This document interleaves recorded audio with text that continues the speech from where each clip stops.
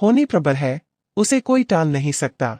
अभिमन्यु के पुत्र राजा परीक्षित थे। राजा परीक्षित के बाद उनके पुत्र जन्मेजय राजा बने। एक दिन जन्मेजय वेदव्यास जी के पास बैठे थे। बातों बातों में जन्मेजय ने कुछ नाराजगी से वेदव्यास जी से कहा कि ऋषिवर, जहां आप समर्थ थे, भगवान श्री कृष्ण थे, भीष्म पितामह, गुरु द्रोणाचार्य, कुल गुरु कृपाचार्य जी, धर्मराज युधिष्ठिर जैसे महान लोग उपस्थित थे, फिर भी आप महाभारत के युद्ध को होने से नहीं रोक पाए और देखते देखते अपार जन धन की हानि हो गई। यदि उस समय मैं रहा होता तो अपने पुरुषार्थ से इस विनाश को होने से रोक लेता। अहंकार से भरे जन्मेजय के शब्द सुनकर भी व्यास जी शांत रहे। उन्होंने कहा, पुत्र, अपने पूर्वजों की क्षमता पर शंका न करो। यह विधि द्वारा निश्चित था, जो बदला नहीं जा सकता था। यदि ऐसा हो सकता तो श्री कृष्ण में ही इतनी सामर्थ्य थी कि वे युद्ध को रोक सकते थे। जन्मेजय अपनी बात पर अड़ा रहा और बोला, मैं इस सिद्धांत को नहीं मानता। आप तो भविष्यवक्ता है, मेरे जीवन की होने वाली किसी होनी को बताइए, मैं उसे रोककर प्रमाणित कर दूंगा कि विधि का विधान निश्चित नहीं होता।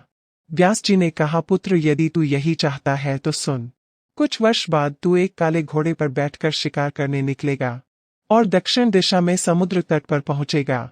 वहां तुम्हें एक सुंदर स्त्री मिलेगी जिसे तू महलों में ले आएगा और उससे विवाह करेगा। मैं तुमको मना कर रहा हूंगा कि तुम ये सब मत करना, लेकिन फिर भी तुम यह सब करोगे। इसके बाद उस लड़की के कहने पर तू एक यज्ञ करेगा। मैं तुमको आज ही चेता रहा हूं कि उस यज्ञ को तुम वृद्ध ब्राह्मणों से कराना, लेकिन वह यज्ञ तुम युवा ब्राह्मणों से कराओगे। और जन्मेजय ने हंसते हुए व्यास जी की बात काटते हुए कहा कि मैं आज के बाद काले घोड़े पर बैठूंगा ही नहीं तो ये सब घटनाएं घटित ही नहीं होगी।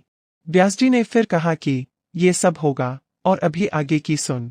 उस यज्ञ में एक ऐसी घटना घटित होगी कि तुम उस रानी के कहने पर उन युवा ब्राह्मणों को प्राण दंड दोगे, जिससे तुझे ब्रह्मा हत्या का पाप लगेगा और तुझे कुष्ठ रोग होगा और वही तेरी मृत्यु का कारण बनेगा।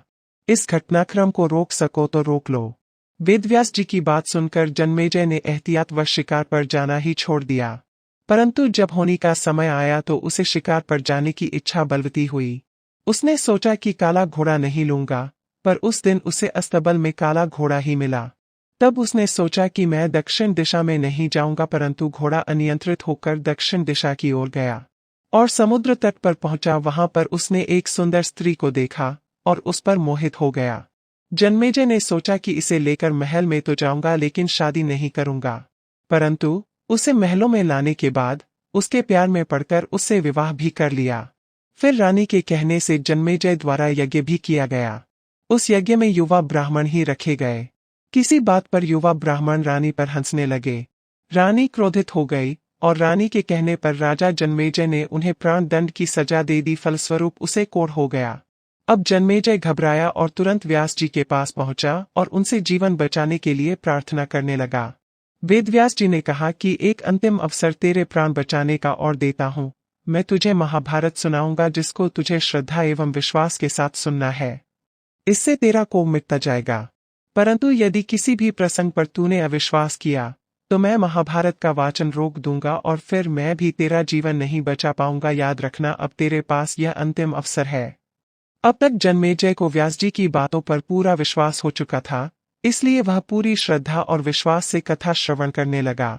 लेकिन व्यास जी ने जब भीम के बल के वे प्रसंग सुनाए, जिसमें भीम ने हाथियों को सूंडों से पकड़कर उन्हें अंतरिक्ष में उछाला, वे हाथी आज भी अंतरिक्ष में घूम रहे हैं, तब जन्मेजय अपने आप को रोक नहीं पाया और बोल उठा कि ये कैसे संभव हो सकता है, ये तो गप्पे लगती है। और व्यास जी ने महाभारत का वाचन रोक दिया और कहा कि पुत्र, मैंने तुझे कितना समझाया कि अविश्वास मत करना, परंतु तुम अपने स्वभाव को नियंत्रित नहीं कर पाए, क्योंकि यह होनी द्वारा निश्चित था। फिर व्यास जी ने मंत्र शक्ति से आवाहन किया और वे हाथी पृथ्वी की आकर्षण शक्ति में आकर नीचे गिरने लगे। तब व्यास जी ने कहा, यह मेरी बात का प्रमाण है। जितनी मात्रा में जन्मेजय ने श्रद्धा विश्वास से कथा श्रवण की, उतनी मात्रा में वह उस दुर्लभ कुष्ठ रोग से मुक्त हुआ, परंतु एक बिंदु रह गया और वही उसकी मृत्यु का कारण बना। तो प्रिय दर्शकों, हमारे जीवन का नाटक परमात्मा के द्वारा ही लिखा गया है, इसलिए होता वही है जो श्री प्रभु चाहते हैं। कर्म हमारे हाथ में है। लेकिन उसका फल विधि के हाथों में ही है। श्रीमद् भगवद गीता के 11वें अध्याय के 33वें श्लोक में श्री कृष्ण अर्जुन से कहते हैं, उठ खड़ा हो और अपने कार्य द्वारा यश प्राप्त कर। यह सब तो मेरे द्वारा पहले ही मारे जा चुके हैं, तू तो निमित्त बना है। ईश्वर पर विश्वास रखें। साथियों, होने को टाला नहीं जा सकता, लेकिन नेक कर्म व ईश्वर नाम जाप से मानव जीवन में सुधार अवश्य संभव है।